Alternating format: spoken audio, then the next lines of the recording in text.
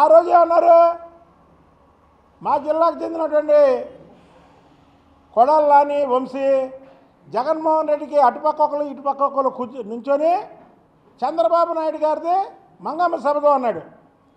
చంద్రబాబు నాయుడు గారిది మంగమ్మ శపథం కాదు, చంద్రబాబు నాయుడు గారి శపథం. చాణక్య శపథం ఎలాగ చరిత్రలో నిలిచిపోయిందో చంద్రబాబు నాయుడు గారి శపథం తెలుగు ప్రజల చరిత్రలో నిలిచిపోయింది. అదే చంద్రబాబు నాయుడు గారి శపథం చేయగానే అయిపోయిందా? ఇప్పుడు రండి, కొడాలి నాని వంశీని పెట్టి నువ్వు అటు ఇటు ఉండి జగన్మోహన్ రెడ్డి పక్కన ఉండి మీరు శబ్దాలు చేయండి, ఎవరన్నా పట్టించుకుంటారేమో మిమ్మల్ని.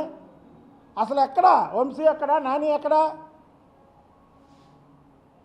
వంశీ నాని ఆచూకీ తెలిపిన వాళ్ళకి 1116 బహుమతి ఇస్తాం.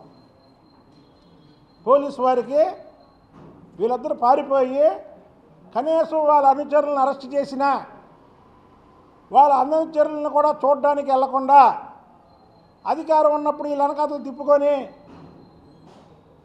ఇప్పుడు భయపడి పారిపోయినటువంటి వంశీ నాని వీళ్ళిద్దరు ఆచూకీ తెలిపిన వారికి 1116 బహుమతి. మాకు కాదు బాబు, పోలీసు వారికి తెలియజేయాలి. వీళ్ళు ఎక్కడున్నారు? ఎందుకంటే ఇంకా పోలీసు వారు ప్రకటించలా వాళ్ళ తలలకి రేటు. మేము ప్రకటించాం 1116, అంతకంటే ఎక్కువ కూడా వేస్ట్ వాళ్ళకి. కాబట్టి ఇవాళ చెప్పేది ఏంటంటే వైసీపీ అనేది పార్టీ పాతాళ లోకానికి వెళ్ళిపోయింది.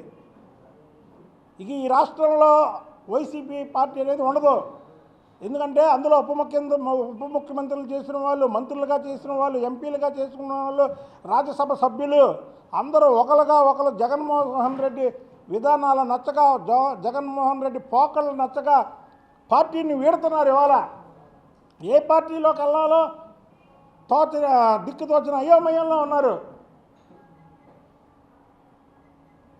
కాబట్టి వైసీపీ పార్టీ త్వరలో వాళ్ళ కార్యాలయం కూడా బెంగళూరుకి మార్చడానికి సిద్ధపడ్డారు. ఎందుకంటే తాడేపల్లి ప్యాలెస్లో తాళాలు తీసేవాళ్ళు కొనలేరు. తాడేపల్లి వైసీపీ కార్యాలయంలో తాళాలు తీసేవాళ్ళు కూడా కరువయ్యారు. కాబట్టి వైసీపీ కార్యాలయం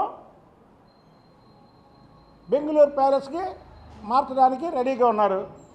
అలాగే కర్నూలు చావుకి 100 కారణాలు ఉంటే వైసీపీ పతనానికి 1,00,000 వేధింపులు. ఈ రాష్ట్రంలో లక్షలాది మందిని వేధించారు. ఆ వేధించినటువంటి పాపాలు ఊరికే పోక ఇవాళ వైసీపీ పార్టీ ఈ స్థితికి వచ్చింది. తెలుగుదేశంలో కార్యకర్తలు ఒక సైనికులు. ఎన్టీ రామారావు గారు, చంద్రబాబు నాయుడు గారి నాయకత్వంలో తయారైనటువంటి సైనికులు. కాబట్టి మీరు ఎంతమంది మీద అక్రమ కేసులు పెట్టినా దాన్ని బరాయించుకొని పోరాడి ఎదురు నిలబడ్డాం. మీ మీడియా మిత్రులందరికీ తెలుసు. మీ మీడియా ముందు ఇవాళ నేను మాట్లాడుతున్నా. 5 సంవత్సరాలు 2019 నుంచి 2024 వరకు కూడా నేను మాట్లాడా. ఏరి ఇప్పుడు ఈ దమ్ముగా అధికారంలో ఉన్నప్పుడు మాట్లాడినటువంటి వాళ్ళు ఎక్కడున్నారు ఇవాళ? ఏరి పిరికి బందలు ఏరి? మాకు అధికారం ఉన్నా ఒకటే, లేకపోయినా ఒకటే. మేము ఎప్పుడు ప్రజల పక్షాన పోరాడతాం. చంద్రబాబు నాయుడు గారు ఇన్నాళ్ళు ఈ రాష్ట్రానికి ముఖ్యమంత్రిగా పనిచేశాడంటే ఆయన నీతి, నిజాయితీ, నిబద్ధత వల్లే పడిలేసిన కెరటంలాగా 3 సార్లు ఓడినా 3 సార్లు గెలిచాడు. 2004లో ఓడిపోవడం జరిగింది, 2014లో మళ్ళీ గెలవడం జరిగింది, 2019లో ఓడిపోవడం జరిగింది, 2024లో గెలవడం జరిగింది.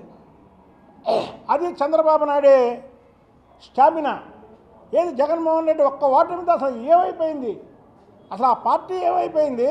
ఆ పార్టీలో తొడలు కొట్టిన వాళ్ళు ఏమైపోయారు? ఆ పార్టీలో మీసాలు తిప్పిన వాళ్ళు ఏమైపోయారు? ఆ పార్టీలో గడ్డాలు పెంచుకొని దాదాల్లాగా మాట్లాడిన వాళ్ళు ఏమైపోయారు? మా పార్టీలోంచి ఆ పార్టీలోకి వెళ్ళి చంద్రబాబు నాయుడు గారి కుటుంబం మీద వ్యక్తిగత విమర్శలు చేసినటువంటి వాళ్ళు ఏమైపోయారు? ఇవాళ కూడా మేము జగన్మోహన్ రెడ్డి కుటుంబాన్ని పన్నెత్తి మాట ఎవరు అనకూడదు కూడా అని చెప్తాను నేను. ఇదే జగన్మోహన్ రెడ్డి మొన్న ఒక పెళ్ళిలో అనంతపురం చెందినటువంటి ఒక ఎమ్మెల్యే కలిశాడు. ఏది వైసీపీ ఎమ్మెల్యే. ఆయన ఎవరో నాకు తెలియదు, ఎవరో మధ్యలో అతను అలా అంటారా, ఎవరంటే పలానా అన్నారు. వైసీపీ ఎమ్మెల్యే పలానా నియోజకవర్గం అంటే ఓడిపోయాడు. ఓకే అన్న. బాబు మేము ఓడిపోయింది మీ జిల్లా వాళ్ళ వల్ల నమస్కారం చేశాడు.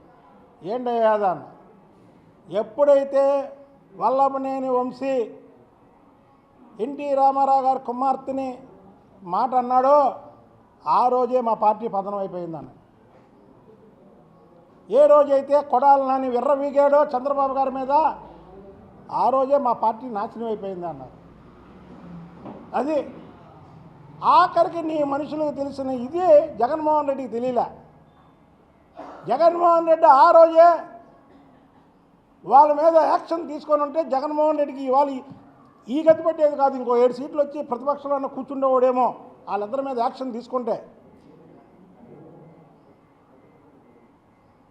నువ్వు ప్రతిపక్షం లేదు అని గొడవ ఎందుకు? నువ్వు చేసినేమో తప్పులు చేసిన వాళ్ళని ఎంకరేజ్ చేసినప్పుడు వాళ్ళ ఫలితం అనిపిస్తున్నావు. కాబట్టి 11 మేకలతో ఒకటండి, జగన్మోహన్ రెడ్డి నీకు ముఖ్యమంత్రిగా పనిచేసినటువంటి అనుభవం ఉంది. చంద్రబాబు నాయుడు గారు అసెంబ్లీకి రాలేదంటే ఒక క్లాజ్ ఉంది. నువ్వు ఇవాళ అసెంబ్లీకి రాకపోవడమే కాకుండా నీతో సహా 11 మంది కూడా రాకపోవడం అనేది ప్రజాస్వామ్యానికి అది వ్యతిరేకం. ప్రజలు మిమ్మల్ని ఎన్నుకున్నారు. మీకు లోపలికి వెళ్తే ఏ అవమానం జరగదని ముఖ్యమంత్రి గారు చెప్పారు, డిప్యూటీ సీఎం గారు చెప్పారు, స్పీకర్ గారు చెప్పారు, అందరూ చెప్పారు. అంటే మీరు ఏదో ఒక సాకుతో కావాలని అసెంబ్లీకి ఎక్కొడుతున్నారు. అసెంబ్లీకి ఎక్కొట్టినప్పుడు మీరు పదవుల కన్నా రాజీనామా చేయాలి, మీ ఎమ్మెల్యే పదవులకి, లేదా ప్రజాధనం మీకు వచ్చే నెల ప్రజాధనాన్ని 1,75,000ని మీరు డ్రా చేయకుండా అది ప్రభుత్వ ఖజానాలోకి వెళ్ళిపోయేలాగా మీరు లేఖ ఇవ్వాల్సిందిగా మిమ్మల్ని కోరుతున్నా.